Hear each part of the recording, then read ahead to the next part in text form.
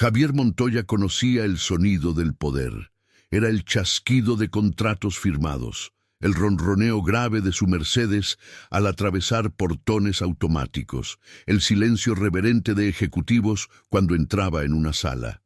A sus 43 años, había construido un imperio financiero con la precisión de un arquitecto y la frialdad de un general. Su mansión, levantada en lo alto de una colina en las afueras de Madrid, reflejaba exactamente eso. Líneas rectas, mármol italiano, ventanas inmensas que no revelaban nada de lo que sucedía dentro. Pero aquella tarde de octubre, al regresar 2 días antes de lo previsto de un viaje a Dubái, Javier escuchó algo diferente, algo que no debería estar allí. Había entrado por el garaje lateral, silencioso como siempre. Le gustaba sorprender a sus hijos, verlos antes de que supieran que estaba allí. Mateo y Tomás, gemelos de 7 años, solían jugar en el pasillo principal a esa hora. Javier atravesó la cocina vacía, pasó por la sala de estar impecable, y fue entonces cuando escuchó la voz de Verónica. Aguda, cortante, fría. ¿Crees que no me di cuenta? ¿Crees que soy idiota? Javier se detuvo. Su mano aún sostenía el asa de la maleta de viaje. Reconoció el tono. Era el mismo que Verónica usaba cuando hablaba con proveedores, con chóferes, con cualquiera que ella considerara prescindible. Pero había algo más en esa voz, algo cruel. Avanzó despacio, los pasos amortiguados por la alfombra persa. Se detuvo en la entrada del salón principal, oculto por la esquina de la pared, y entonces vio. Verónica estaba de pie, brazos cruzados, vestida con ese conjunto blanco impecable que usaba para almuerzos benéficos. Frente a ella, de espaldas a Javier, estaba Sofía, la empleada doméstica que trabajaba en la casa desde hacía casi 2 años. Sofía era una mujer pequeña, de cabello oscuro recogido en un moño bajo, manos temblorosas sosteniendo un paño de cocina. Y junto a Sofía, aferrados a sus piernas como si ella fuera lo último sólido en el mundo, estaban Mateo y Tomás, llorando. «Has sobrepasado todos los límites», continuó Verónica, cada palabra una cuchilla. «Tú no eres su madre, no eres nada más que una empleada, y estás despedida». Javier sintió algo contraerse en su pecho. No era rabia, no todavía. Era asombro, porque por primera vez en años estaba viendo a sus hijos llorar. No de dolor físico, no de berrinche, sino de desesperación pura. «Por favor, señora». La voz de Sofía era baja, casi un susurro. «Yo nunca quise». «No me interesa lo que quisiste», cortó Verónica. «Hiciste que los niños se apegaran a ti. Eso es manipulación. Eso es abuso emocional». Mateo, el más hablador de los gemelos, apretó el rostro contra la pierna de Sofía y gritó. «Ella no hizo nada malo, solo nos cuidó». Verónica bajó los ojos hacia él con la misma frialdad que usaría para evaluar un mueble fuera de lugar. «Ve a tu cuarto, ahora». «No, Mateo». La voz de Verónica descendió una octava. «No voy a repetirlo».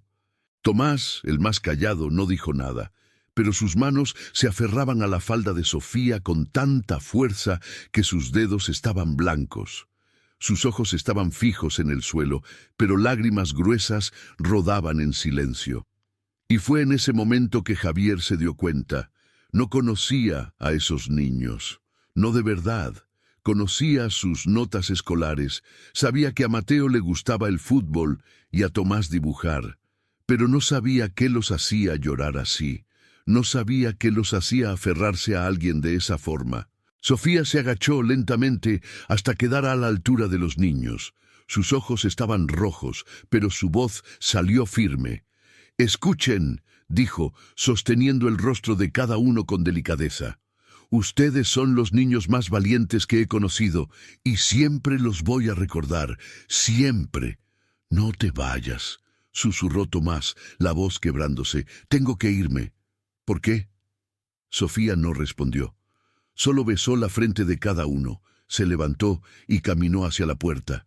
No miró atrás, no suplicó, no gritó, simplemente se fue. Verónica esperó hasta que la puerta se cerró.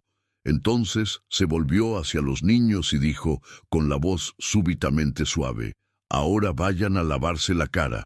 Su padre llegará pronto». Javier retrocedió un paso, 2, 3. Volvió al garaje en silencio, guardó la maleta en el coche, esperó 10 minutos.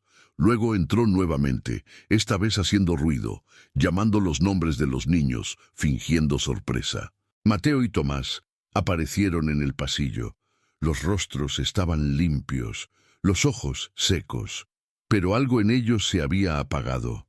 Verónica bajó las escaleras con una sonrisa, besó a Javier en la mejilla y dijo, «¡Qué sorpresa maravillosa! Estaba muriéndome de ganas de verte». Javier sonrió de vuelta, y esa noche, durante la cena, nadie mencionó a Sofía. 3 días después, Javier estaba en su despacho cuando Verónica llamó a la puerta. «Necesitamos hablar». Entró sin esperar respuesta, cerró la puerta y colocó un pequeño objeto sobre la mesa de caoba. Era una pulsera de oro. «Encontré esto en el cuarto de la empleada», dijo Verónica. «Es mía. Ella la robó». Javier miró la pulsera, luego a Verónica. «¿Estás segura?» «Absolutamente». Había algo extraño en la forma en que lo decía, algo ensayado. Pero Javier estaba cansado, había dormido mal, y Verónica era convincente cuando quería. «Ya la despedí», continuó Verónica, «pero pensé que deberías saberlo, por si intenta demandar o algo así». Javier se pasó la mano por el rostro. «Está bien». Verónica inclinó la cabeza, como si esperara más. «¿Solo eso? ¿Qué quieres que diga?» «Que estás de acuerdo conmigo, que hice lo correcto». Javier la miró a los ojos. Por un instante pensó en preguntar sobre los niños, sobre el llanto, sobre la desesperación. Pero no preguntó. «Hiciste lo correcto», dijo. Verónica sonrió, satisfecha, y salió, y Javier se quedó allí, solo, mirando la pulsera de oro. Sofía salió de la mansión esa misma tarde. No llevó muchas cosas. 2 maletas pequeñas, algo de ropa, un par de zapatos viejos. No tenía familia en Madrid, no tenía a dónde ir exactamente, pero tenía dignidad suficiente para no suplicar. El chofer la llevó hasta la estación de autobuses. Ella agradeció, tomó las maletas y subió al primer autobús que encontró. Se sentó cerca de la ventana y miró atrás por última vez. La ciudad brillaba bajo el atardecer, y Sofía pensó en los niños, en el rostro de Tomás cuando ella le enseñaba a dibujar, en la risa de Mateo cuando fingía ser un monstruo durante el baño, en las noches en que pedían que cantara Caballito de Mar antes de dormir. No se dio cuenta de que estaba llorando hasta que sintió el sabor salado en los labios. En la mansión, Mateo comenzó a tener pesadillas. Todas las noches despertaba gritando. Javier subía corriendo. Encontraba al niño sudado, tembloroso, pidiendo por ella. «¿Quién?», preguntaba Javier sabiendo la respuesta. «Sofía». Javier no sabía qué decir, así que decía, «Tuvo que irse». «¿Por qué?» Porque era lo mejor». Pero Mateo no lo creía. Y Tomás, que siempre había sido el más callado, se volvió aún más silencioso. Dejó de dibujar, dejó de jugar. Pasaba horas sentado en el jardín, mirando la nada. Verónica intentó acercarse. Ofreció juguetes, dulces, paseos, pero los niños la evitaban como si fuera una sombra. Y la mansión, a pesar de toda su grandeza, comenzó a parecer un mausoleo. Fue en la mañana de un miércoles cuando todo se derrumbó. Javier estaba en una reunión con inversionistas japoneses cuando sonó su teléfono. Era Verónica. Mateo se escapó. El mundo se detuvo. ¿Cómo que se escapó? Salió de la escuela y nadie sabe a dónde fue. Javier colgó el teléfono, canceló la reunión y corrió hacia el coche. Durante todo el trayecto, una sola pregunta martilleaba en su cabeza. Y entonces lo supo. Sofía. Mateo estaba buscando a Sofía. Javier encontró a Mateo 3 horas después. Estaba sentado en un banco de la plaza, a 2 cuadras de la antigua parada de autobús, donde Sofía solía bajarse cuando volvía de sus días libres. El niño sostenía la mochila en su regazo, los ojos rojos, el rostro sucio de lágrimas y polvo. Cuando vio a su padre, no corrió hacia él, no sonrió, solo miró hacia abajo. Javier se arrodilló frente a su hijo, el corazón aún disparado, las manos temblando de un miedo que no sabía que podía sentir. «Mateo, ¿qué estabas haciendo?». El niño no respondió. «Sabes lo preocupado que estuve, sabes el peligro que... quería encontrarla». La voz de Mateo salió baja, pero firme. No era berrinche, no era terquedad, era desesperación. Javier tragó saliva. «Hijo, Sofía ya no está aquí. Lo sé, pero quería intentarlo». «¿Intentar qué?». «Traerla de vuelta». Javier sintió algo romperse dentro de él. Miró a ese niño, su hijo, su propia carne y sangre, y se dio cuenta de que no tenía idea de cómo consolarlo. No sabía las palabras correctas, no sabía los gestos correctos, porque nunca lo había aprendido. «Vamos a casa», dijo Javier, extendiendo la mano. Mateo la ignoró. Se levantó solo, ajustó la mochila y comenzó a caminar hacia el coche. Durante todo el trayecto de regreso, ninguno de los dos dijo una palabra. Esa noche, Javier no pudo dormir. Se quedó acostado en la cama, mirando el techo, escuchando el silencio opresivo de la mansión. Verónica dormía a su lado, la respiración lenta y regular. No había preguntado si Mateo estaba bien, no había abrazado al niño cuando llegó, solo comentó con un suspiro de alivio: «Menos mal que no pasó nada peor», como si lo peor no hubiera sucedido ya. Javier se levantó, bajó las escaleras descalzo y fue hasta el cuarto de los gemelos. La puerta estaba entreabierta. Entró despacio, tratando de no hacer ruido. Mateo dormía de cara a la pared, el cuerpo encogido bajo la manta. Tomás estaba en la cama al lado, también de espaldas, pero Javier notó por el ritmo de la respiración que estaba despierto. Javier se quedó allí, parado, observando a los dos, y entonces vio algo que lo hizo acercarse. Había un cuaderno debajo de la almohada de Tomás. La esquina estaba visible, como si el niño se hubiera dormido mientras escribía. Javier vaciló. Sabía que no debería. Sabía que aquello era una invasión. Pero algo dentro de él, una urgencia, una necesidad, lo hizo tomar el cuaderno. Volvió al pasillo, cerró la puerta con cuidado y abrió la primera página, y entonces leyó. 1. Cuando cantaba Caballito de Mar antes de dormir. 2. Cuando nos dejaba jugar con la harina mientras hacía pan. 3. Cuando decía que la casa era mágica porque nos tenía a nosotros dos. 4. Cuando se reía de los chistes de Mateo, hasta los malos. 5. Cuando arreglaba mi pelo sin jalar. 6. Cuando decía que dibujaba bien, aunque no fuera cierto. 7. Cuando ella existía aquí. Javier sintió que le faltaba el aire. Pasó la página. Había más. 1. ¿Por qué Verónica la odia? 2. ¿Por qué papá no hizo nada? 3. ¿Por qué nadie preguntó si queríamos que se quedara? 4. ¿Por qué la casa se volvió fría? Javier cerró el cuaderno. Sus manos temblaban. Volvió al cuarto de los niños, colocó el cuaderno exactamente donde estaba y salió. En el pasillo se recostó contra la pared y dejó que su cuerpo se deslizara hasta el suelo. Y allí, solo, en plena madrugada, Javier Montoya, el hombre que nunca lloraba, que nunca demostraba debilidad, se derrumbó. Porque había fallado, no como empresario, no como magnate, sino como padre.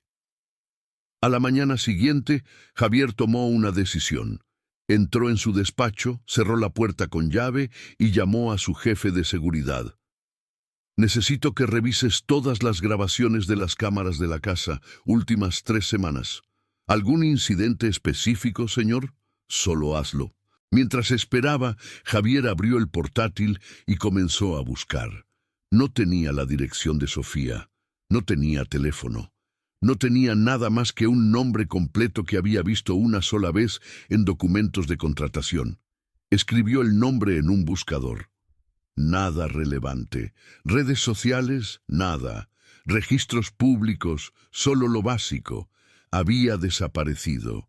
Y Javier se dio cuenta, con un nudo en el estómago, que nunca había realmente visto a Sofía. Para él, siempre había estado simplemente allí, parte de la casa, como los muebles, como las plantas, como las cosas que simplemente funcionaban sin que él tuviera que pensar. Pero, para sus hijos, ella lo era todo. Fue al final de la tarde cuando el jefe de seguridad regresó. Entró al despacho con una memoria USB y una expresión extraña. Señor, creo que necesita ver esto. Javier conectó la memoria al ordenador. El guardia avanzó las imágenes hasta una fecha específica, 3 días antes del despido de Sofía. La cámara mostraba el cuarto de Sofía, vacío. Entonces entró Verónica. Miró a los lados, como quien verifica si está sola. Luego abrió el bolso y sacó algo de dentro, una pulsera de oro. La colocó debajo del colchón, arregló la sábana y salió. Javier pausó el vídeo, respiró hondo. Avanzó a otro día. Esta vez la cámara de la sala principal. Sofía estaba con los niños, ayudándolos con la tarea. Verónica apareció en la puerta, observando. No dijo nada. Solo se quedó allí, los brazos cruzados, los ojos fijos en Sofía. Y había algo en esa mirada, algo frío, calculado, celoso. Javier avanzó más, y entonces lo encontró. Una grabación de audio. Verónica al teléfono, en el balcón trasero, donde pensaba que nadie la oiría. Sí, ya se fue. No, él no sospecha nada. Escucha, me prometiste que si facilitaba el acceso a los archivos financieros, me darías una participación. No me interesa si es arriesgado. Yo hice mi parte. Javier apagó el audio. Se quedó allí, sentado, en silencio. Y entonces, por primera vez en mucho tiempo, sintió rabia. No la rabia controlada de una reunión de negocios. No la rabia diplomática de una disputa contractual, sino rabia pura, visceral. Había destruido la vida de una mujer inocente. Había lastimado a sus propios hijos. Había permitido que todo esto sucediera. Por omisión, por cobardía, por ceguera. Y ahora tenía que arreglarlo. Javier pasó los 3 días siguientes buscando a Sofía.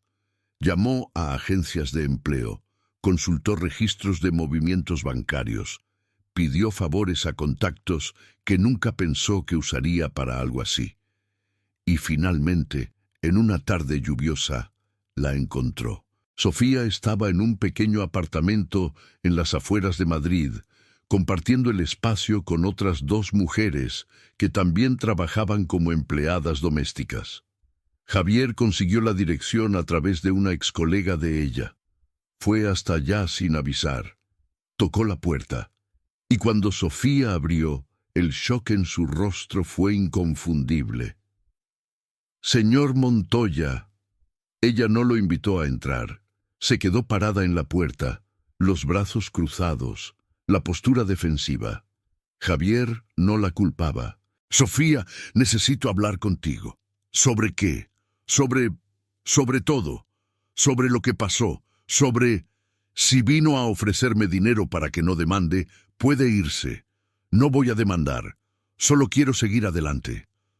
No es eso. ¿Entonces qué es? Javier respiró hondo. Cometí un error terrible y vine a disculparme. Sofía lo miró durante un largo momento. Luego dio un paso atrás y dijo: «Entre». El apartamento era pequeño pero limpio. Había ropa secándose en un tendedero improvisado, un sofá viejo con cojines remendados, una mesa de plástico con 2 sillas. Sofía no ofreció café, no ofreció nada. Solo se sentó y esperó. Javier lo contó todo. La pulsera, las cámaras, la llamada, todo. Cuando terminó, Sofía estaba en silencio. Entonces dijo, «Ya lo sabía». «¿Sabías?» «Que ella lo había planeado». «Sí. Vi la forma en que me miraba. Sabía que algún día algo así iba a pasar. ¿Y aún así no dijiste nada?» «¿Quién me iba a creer?» Javier bajó la cabeza, porque ella tenía razón. «Sofía, los niños no están bien». Por primera vez, la expresión de ella cambió. La máscara de indiferencia se agrietó. «¿Cómo están?» «Mateo se escapó de casa buscándote. Tomás dejó de dibujar. Escribió un cuaderno entero sobre todo lo que extraña desde que te fuiste». Sofía desvió la mirada parpadeando rápido. «Yo también los extraño». «Entonces vuelve». «No». La palabra salió firme, sin vacilación. Javier se inclinó hacia adelante. «Sofía, por favor, puedo garantizarte que Verónica no se trata de ella, se trata de ti». El silencio pesó. «Cuidé de tus hijos como si fueran míos», continuó Sofía. «Los protegí. Estuve allí cuando lloraban, cuando tenían miedo, cuando necesitaban a alguien. ¿Y tú? ¿Dónde estabas tú?» Javier no respondió. «No me protegiste, señor Montoya. Cuando más lo necesité, no hiciste nada. Le creíste a ella. Me dejaste ir. ¿Y ahora quieres que vuelva porque tú te diste cuenta del error? ¿Porque tus hijos están sufriendo?» «Sí», dijo Javier, la voz ronca. «Sí, lo quiero». Sofía negó con la cabeza. «Confiar no es solo cuestión de palabras. Es cuestión de acciones». Se levantó, indicando que la conversación había terminado. «Hay una mujer que me buscó la semana pasada, una viuda. Su hija tiene 7 años y es autista. La madre murió hace 2 años y desde entonces la niña no habla, no sonríe, no interactúa con nadie. Me vio en el mercado, tomó mi mano y no la soltó. Su madre dijo que eso no pasaba desde el funeral». Sofía cruzó los brazos. «Me ofreció un trabajo, mejor salario, casa propia, respeto». Javier sintió que el suelo desaparecía bajo sus pies. «Entonces ya decidiste». «Decidí que voy donde me valoran». Abrió la puerta. «Gracias por venir, señor Montoya, pero creo que es mejor que se vaya». Javier salió, y mientras bajaba las escaleras del edificio, se dio cuenta de que había perdido algo que tal vez nunca podría recuperar. Pero Javier no se rindió. En los días siguientes tomó medidas, rompió con Verónica, abrió procesos legales, garantizó que nunca más se acercara a los niños. Y entonces sucedió. Verónica volvió a la mansión, con una bomba. «Estoy embarazada, Javier, y el hijo es tuyo». La noticia cayó sobre Javier como una sentencia. Verónica estaba de pie en el vestíbulo de entrada de la mansión, las maletas aún en el coche, el rostro cuidadosamente compuesto en una expresión de vulnerabilidad calculada.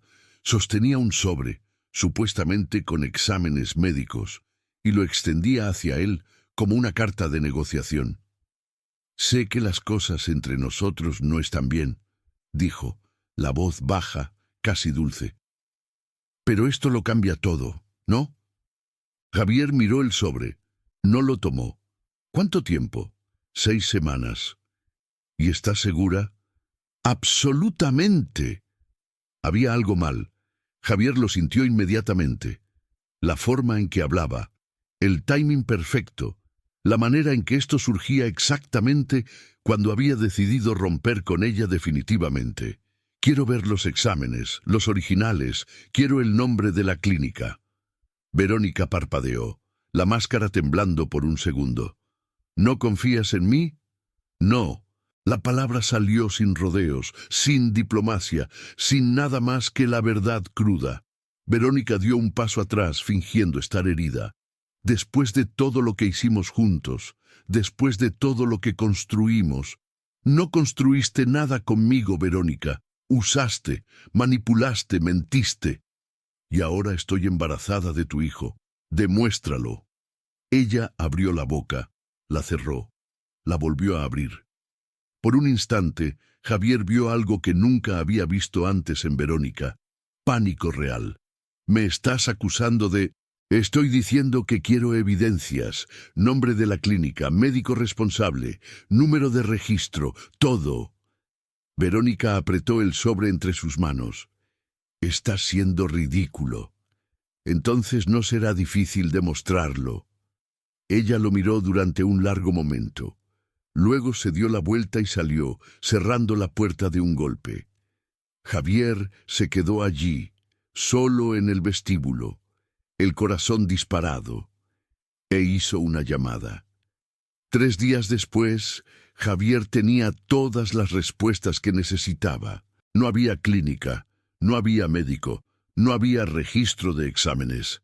El sobre que Verónica había mostrado contenía copias falsificadas de documentos médicos, bien hechas, pero falsas. No había embarazo. Nunca lo hubo.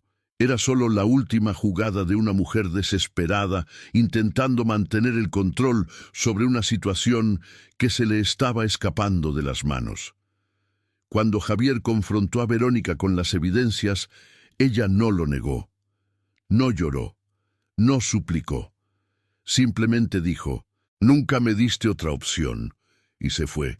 Javier no sintió alivio, no sintió victoria, solo sintió cansancio, un cansancio profundo, ancestral, como si cargara el peso de todos los errores que había cometido a lo largo de años, y entonces se volvió hacia lo que realmente importaba, sus hijos.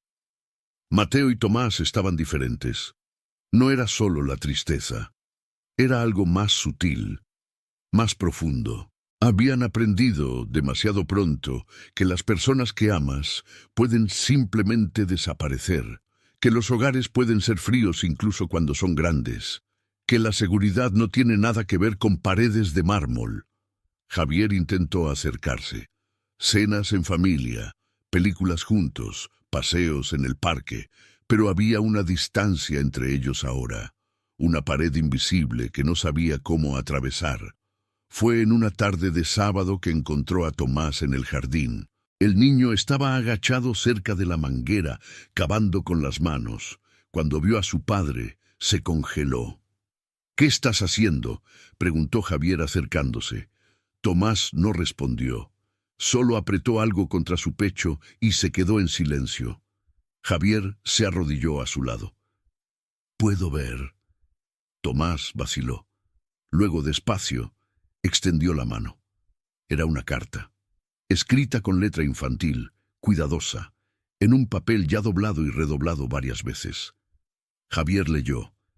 Javier sintió algo romperse dentro de él. Miró a su hijo, ese niño pequeño, de ojos grandes y tristes, y se dio cuenta de que había fallado de todas las formas posibles.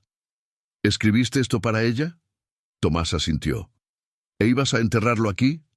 «A ella le gustaba aquí. Jugábamos aquí». Javier cerró los ojos, respiró hondo, y entonces tomó una decisión. Volvió al apartamento de Sofía. Esta vez, sin avisar, sin ensayo, sin nada más que la carta de Tomás en las manos y un peso en el pecho que no lo dejaba respirar bien. Tocó la puerta. Sofía abrió. Cuando lo vio, su rostro se cerró. «Señor Montoya». «Por favor», interrumpió. «Solo... por favor». Había algo en su voz, algo roto. Sofía vaciló, pero dio un paso al lado. Javier entró y extendió la carta. «Encontré esto con Tomás. Iba a enterrarlo en el jardín, donde ustedes solían jugar». Sofía tomó la carta, la leyó, y mientras leía, Javier vio sus manos comenzar a temblar. Cuando terminó, cerró los ojos y apretó el papel contra su pecho. «¿Por qué me muestras esto?». «Porque ya no sé qué hacer», dijo Javier, la voz quebrándose. «Porque fallé con ellos de todas las formas posibles. porque me di cuenta de que lo único que importa en esa casa, lo único que siempre importó, eras tú. Sofía negó con la cabeza, las lágrimas finalmente escapando. No puedes simplemente aparecer aquí y... Lo sé. Sé que no puedo deshacer lo que hice. Sé que no puedo borrar el dolor. Pero ellos te necesitan, Sofía, y yo también. Ella lo miró, los ojos rojos. ¿Qué necesitas de mí, señor Montoya? Que me enseñes a ser padre. El silencio cayó pesado entre ellos.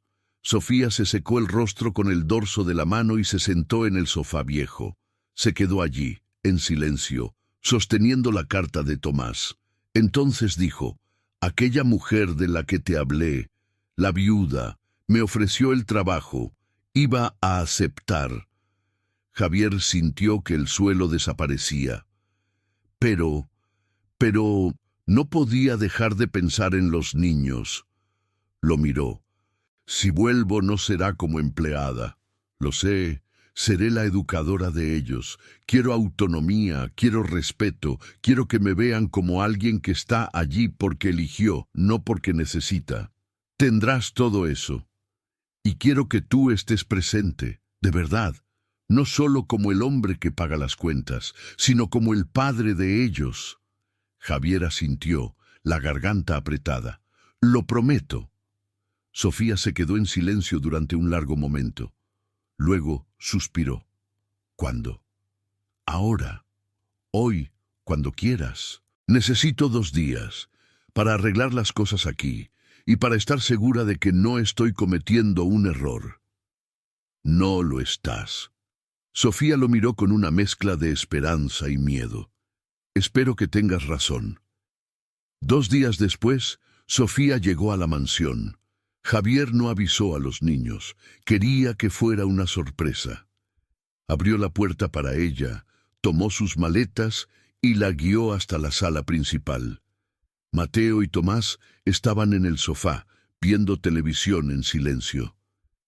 «Niños», dijo Javier, «hay alguien aquí». Se voltearon y se congelaron. Por un instante nadie se movió, nadie respiró. Entonces Tomás bajó del sofá despacio, como si tuviera miedo de que aquello fuera un sueño. Mateo lo siguió, los ojos muy abiertos, incrédulos. «¿Sofía?», susurró Tomás. Ella sonrió, los ojos ya llenos de lágrimas. «Hola, mi amor». Y entonces corrieron. Corrieron como nunca habían corrido antes, lanzándose a sus brazos, aferrándose a ella como si fuera lo único sólido en todo el universo. Sofía se arrodilló, abrazó a los dos y comenzó a llorar junto con ellos. Javier se quedó allí, observando.